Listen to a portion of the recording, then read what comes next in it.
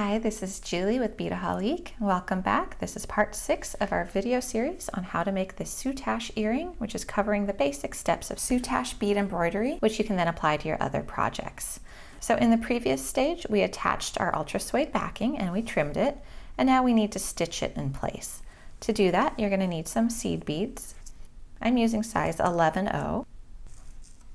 And for this project, I'm using the same seed beads I used to make my bridge in an earlier step, just for a little bit of consistency. So I've taken my needle and I've put on it about 25-30 inches of thread. Your length of thread will depend upon your project. And I'm just going to make a knot at the end. And I'm going to go ahead and double that.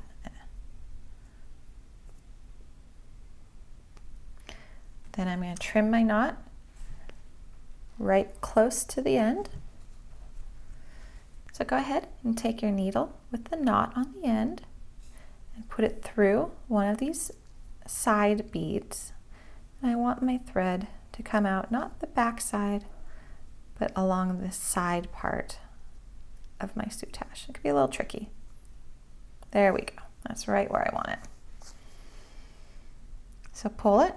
Now we don't want our little knot to show, so go ahead and pull it through until the knot catches on the inside of that bead. Now if you're familiar with brick stitch, this is going to feel very similar. We're picking up 2 seed beads, we're sliding them down, and then we're going to go from the front at an angle about the width. We're going to be about the width apart if these 2 seed beads are side by side, and go down through our backing.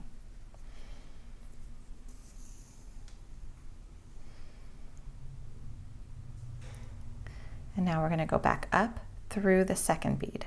So if we were bead weaving, we'd start to be talking about things like thread bridges and how we just created a thread bridge between the 2 beads.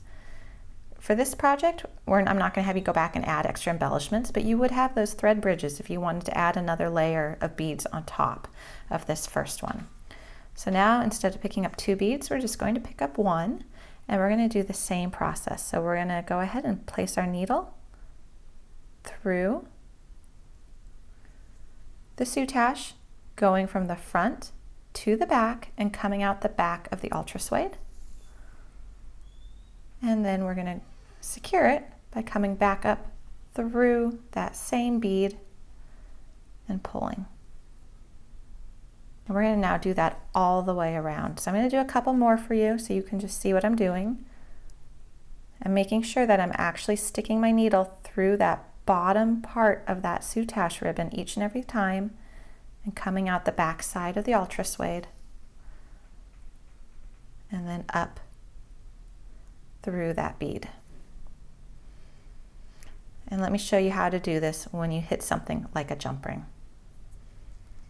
So it's going to be the same process. You're just going to try to pretend that it's not even there. And you're just going to go ahead. Make sure it comes out the back, but the bead stays on the front side of the jump ring. And then we're just going to go from the back through the jump ring and up through the bead. So we just ignored the jump ring basically, and we're going to do the same thing again.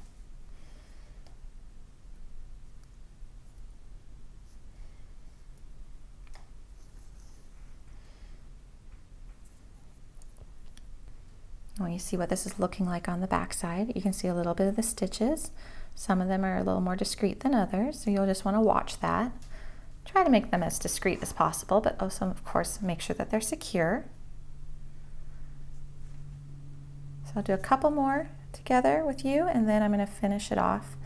And when I get to the very end where my ends meet up, I'll show you how to connect them and tie a knot.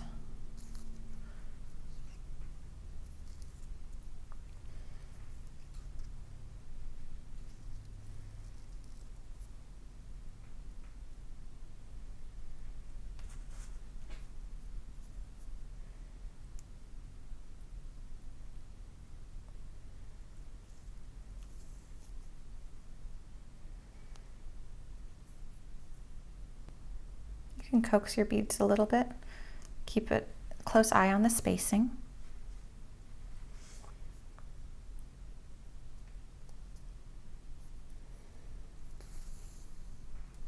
All right, whoops.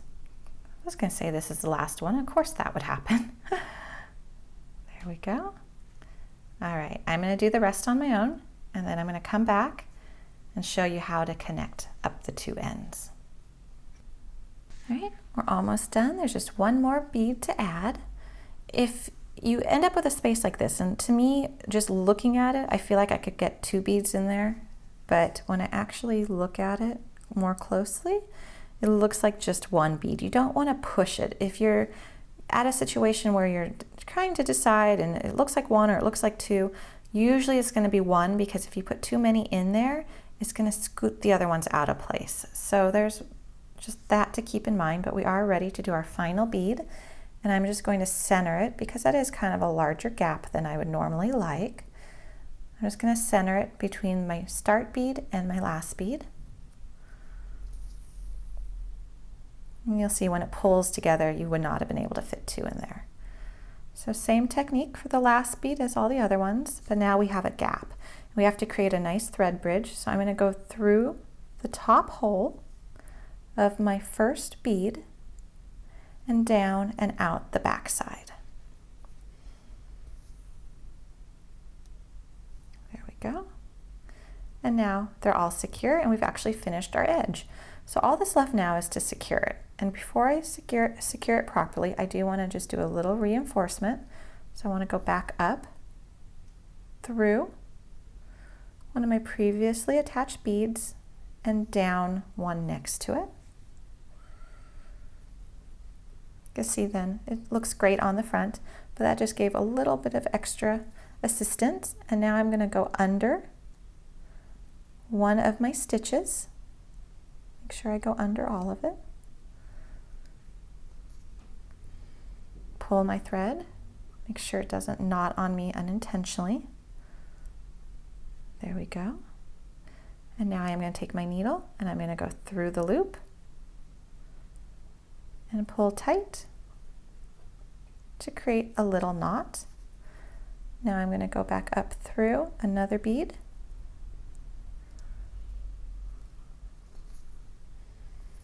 I can tell my thread's getting a little bit worn here, just getting a little curly on me.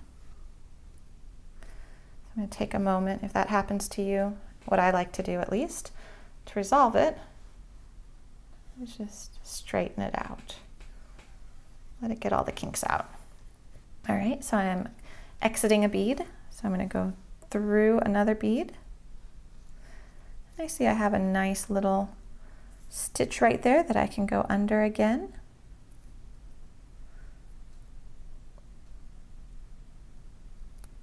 Trying to go under the stitch more than the suede. You might catch a little bit of suede as you go under it, but I really want that stitch. Just because I can knot the thread then. I don't have to worry if the suede ever pulls out or anything, which it shouldn't, but I trust that thread more than I trust the suede. So I've created another loop, go through the loop.